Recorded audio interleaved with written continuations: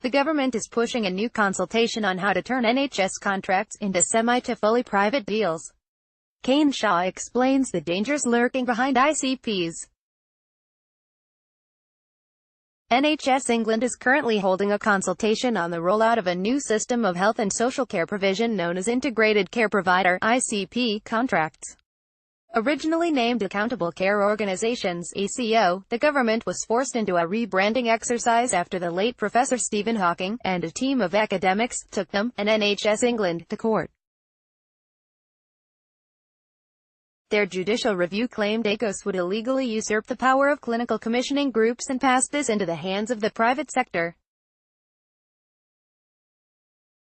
The fact the name Accountable Care Organizations derives from the U.S. healthcare system, where private companies are notorious for limiting patients' access to care to save money, is also one reason for the rebranding exercise. Unfortunately, the JR4 NHS judicial review was unsuccessful, and now NHS activists 999 call for the NHS are fighting a last-ditch battle through the Court of Appeal to halt their rollout.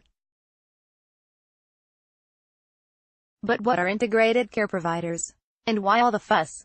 ICPs would manage the provision of health and social care for entire regions of England, 44 to be exact, for 10 to 15 years per contract. The ICP would be a single entity consisting of NHS bodies and private sector bodies. But, as the contract currently stands, nothing prevents ICPs, theoretically, from being composed entirely of corporate bodies. There has been no vote in Parliament legislating for the implementation of ICPs. The government and NHS England have made it clear they don't intend for a vote to take place either. This means that ICPs won't be statutory bodies, and won't be governed by the mechanisms currently in use to hold the NHS to account. This also means they will not be subject to freedom of information requests, not be obliged to hold board meetings in public or make those minutes publicly available, able to deny the public access to information on the pretense of commercial confidence protections, and be exempt from judicial review. The contract also states that ICPs only have a duty to engage with the public. This is far weaker than NHS bodies' statutory obligations to consult. It also leaves us with a series of unanswered questions, such as what powers local authority scrutiny committees will have in holding an ICP to account. We are also concerned Brexit will chain the NHS to the ICP contract permanently. The UK's economy accounts for 3.85% of the global economy, and the government wants the UK to strike bilateral trade deals with larger economies such as China and the US. The purchaser-provider split will be an enticing market for foreign investment, and we believe, along with the British Medical Association, that realpolitik dictates the UK will lack the economic power to shelter that market from foreign investment. Any free trade agreement which include the internal NHS market would be underpinned by an investor-state dispute settlement mechanism. This would seriously hamper the ability for future governments to renationalise the NHS.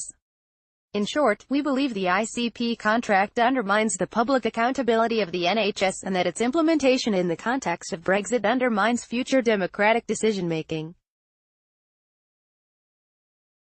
So why are the government implementing ICPs?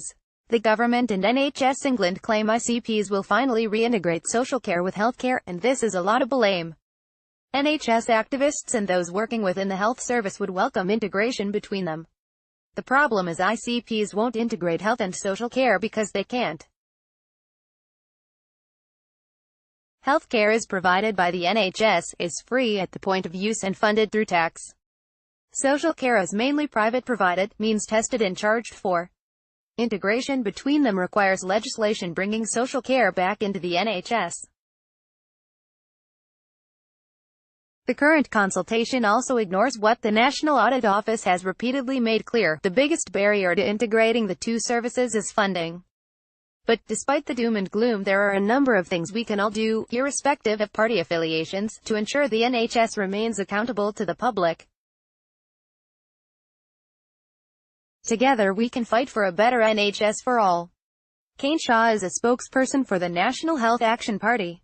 Like this article? Sign up to Left Foot Forward's weekday email for the latest progressive news and comment, and support campaigning journalism by making a donation today.